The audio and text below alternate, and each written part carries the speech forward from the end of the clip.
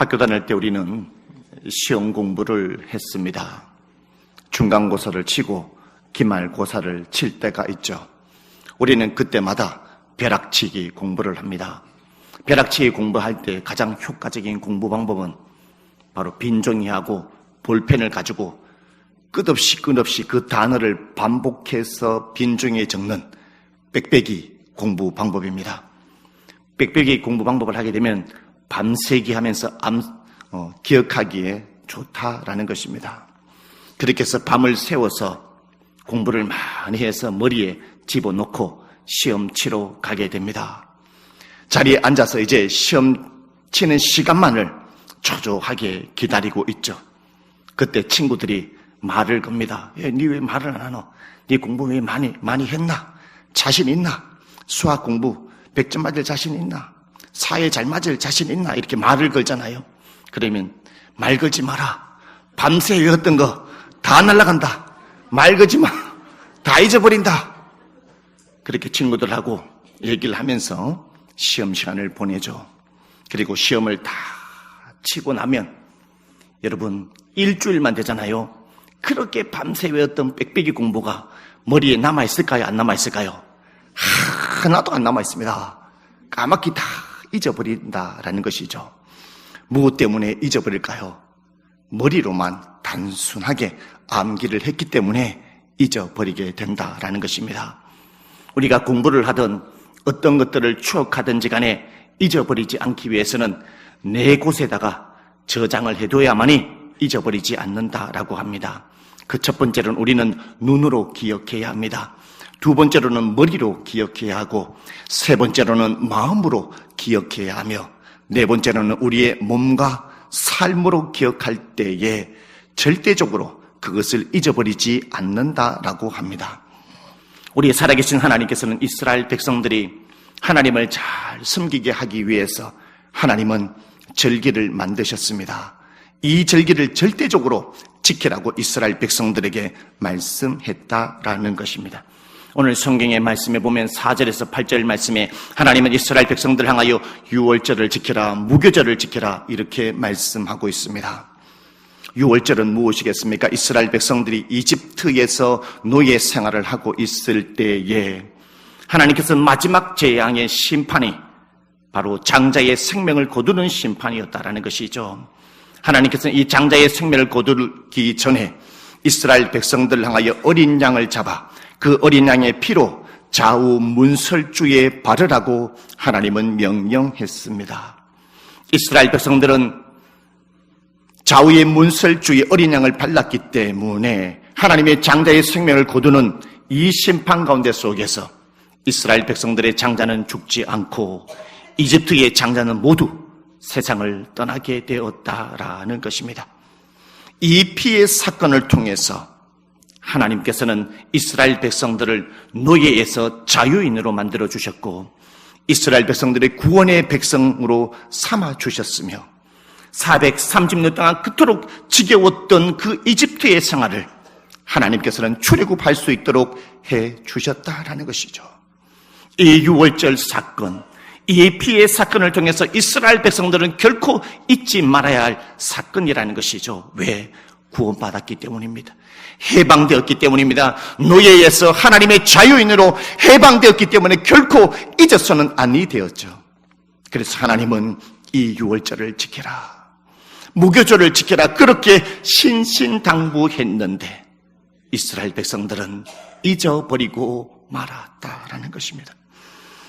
열왕기하 23장 22절 23절에 사사가 이스라엘을 다스리던 시대부터 이스라엘 여러 왕의 시대와 유다 여러 왕의 시대에 이렇게 유월절을 지킨 일이 없었더니 요시야 왕 18째 해에 예루살렘에서 여호와 앞에 이 유월절을 지켰더라.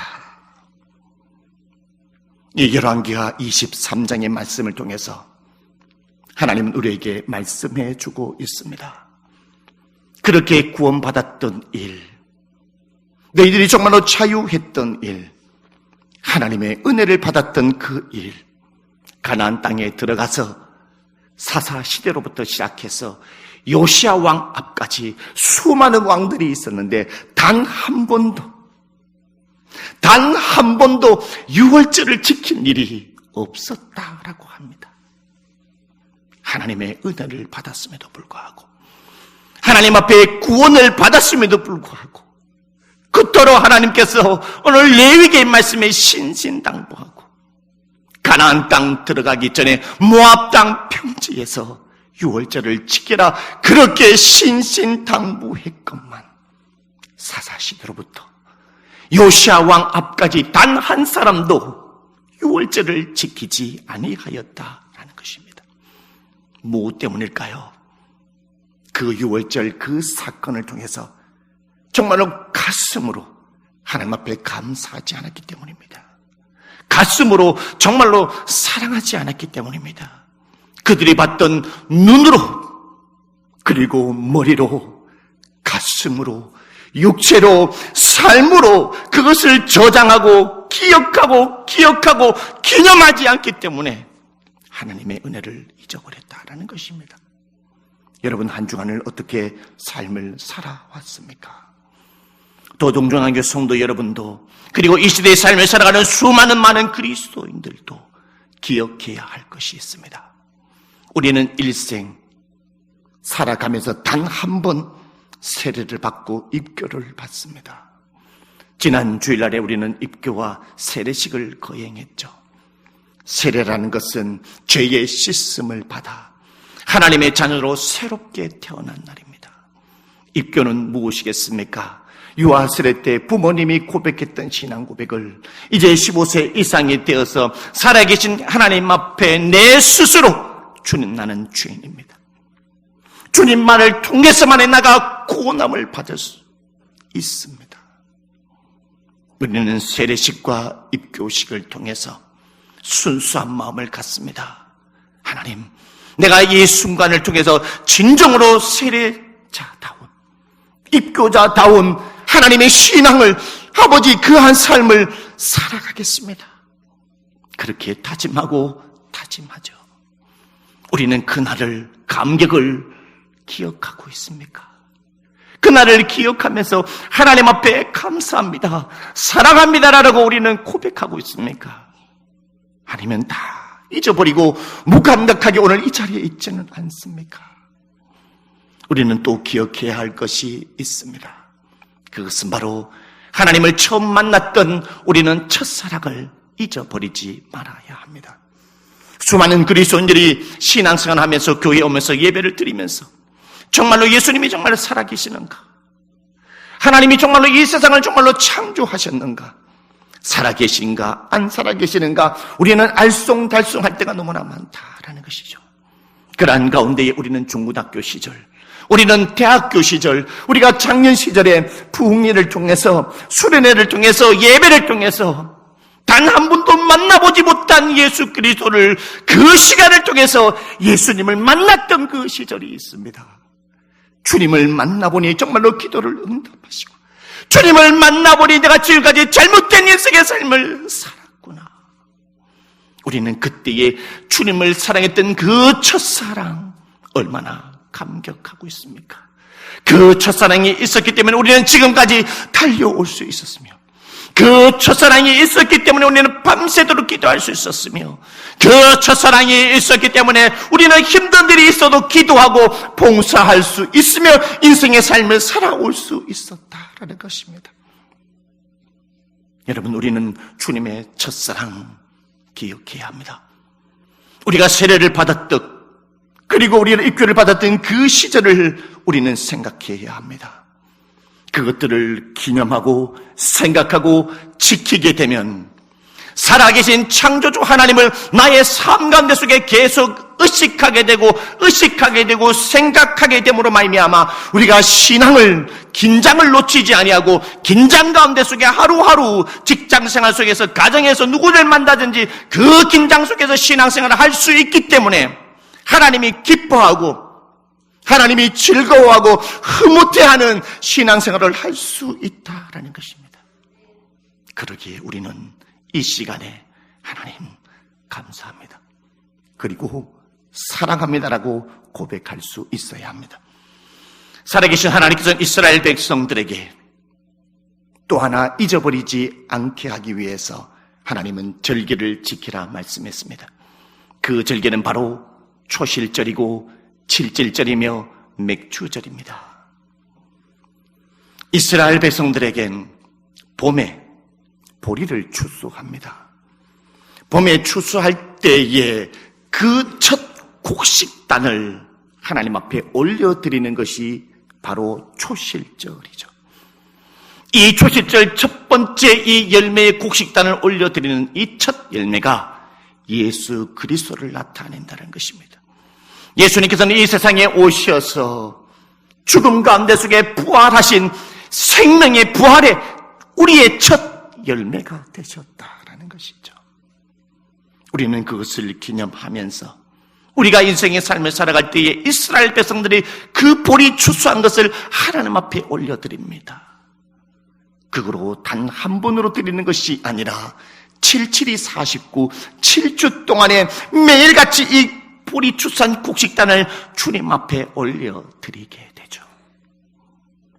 여러분, 무엇 때문일까요? 봄까지 인도하신 하나님, 우리에게 보리의 씨앗을 뿌리게 하시고 그것을 자라게 하시고 하나님의 그 인도하심에 함께함의 그 은혜가 있었기 때문에 하나님, 오늘 우리가 보리의 추수를 할 수 있게 되었으니 하나님 감사합니다.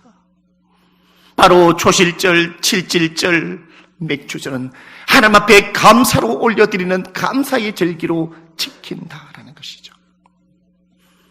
근데 우리 하나님께서는 봄에만 드리는 감사 절기만 아니라 가을에도 감사 절기를 드리라고 이스라엘 백성들에게 말씀했습니다. 오늘 성경의 말씀에 보면은 바로 33절에 초막절을 지키라, 그때에 함께 수장절을 함께 지켜야 된다라는 것이죠. 이 수장절은 이스라엘 백성들의 모든 추수를 다 끝내고 살아계신 하나님 앞에 올려드리는 절기가 바로 수장절이요, 그리고 광야 시절에 또들이 생활하고 있을 그때에 그 어려운 고난 가운데 속에서 인도하시고 가나안 땅으로 들어가게 하시고 우리에게 이렇게 귀한 열매를 주시고 추수하게 해주시고 붙들어 주시고 은혜를 주시니 하나님 앞에 감사함으로 올려드리는 절기가 수장절이요 초막절이라는 것입니다. 오늘 이 시대로 말하면 바로 11월 달에 추수감사절을 의미한다라는 것입니다. 여러분, 하나님이 무엇 때문에 봄에 한 번만 감사로 하나님 앞에 절기를 지키면 됐지 왜 1년에 2번 정도의 감사절기를 지키라 말씀하고 있을까요? 그것은 우리가 인생의 삶을 살아갈 때에 한 번만 감사하는 것이 아니라 우리가 인생의 삶을 살아갈 때에 매일 순간 우리가 인생에 다하는 그날까지 살아계신 하나님 앞에 감사하며 살라라고 봄에도 감사절기를 우리에게 허락하여 주셨고 가을에도 저와 여러분에게 감사절기를 지키라고 명해 주셨다라는 것을 여러분 꼭 기억하시기를 바라겠습니다. 여러분, 어느덧 전반기가 다 지나가고 있습니다. 실록의 계절인 5월달이 지금 다 가고 있는 것이죠. 여러분 생각해 보십시오. 1월달, 2월달, 3월, 그리고 4월, 5월 하나님께서 여러분의 손을 붙잡아 주셨기에 여러분의 그 어려운 삶의 터전 가운데 속에서 하나님의 수많은 고난 가운데 속에 풍파 가운데 속에 있을 때에 하나님께서 동행해 주셨기에 그 모든 풍파를 가로막아 주셨기에 오늘 여러분이 이 자리에 있을 수 있는 것입니다. 오늘 여러분이 그 하나님의 은혜가 있었기 때문에 오늘 살아갈 수 있다라는 것이죠. 그러기에 오늘 우리는 이 주일을 맞이하여서 창조주 하나님을 향하여 우리는 무엇이라고 고백하게 되어 있습니까? 나의 진정한 아버지 되신 하나님을 향하여 살아계신 하나님, 오늘 전반기를 인도해 주신 하나님 감사합니다. 그리고 아버지 하나님 사랑합니다. 우리는 전반기를 보내면서 하나님 오늘 우리에게 어버이 주일을 허락해 주셨습니다. 그리고 5월 8일은 어버이날이죠. 이 어버이 주일을 허락하고 우리에게 어버이날을 주신 그 이유가 무엇이겠습니까? 여러분의 부모님의 사랑이 있었기에 이 세상에 태어났고, 여러분의 그 부모님의 사랑과 희생이 있었기 때문에 오늘까지 인생의 길걸음을 걸어왔습니다. 여러분이 학교를 보내고 교육을 시키기 위해서 새벽에 그 피곤한 몸을 깨워 아침 조반을 준비했던 엄마의 따뜻한 밥 그 손길,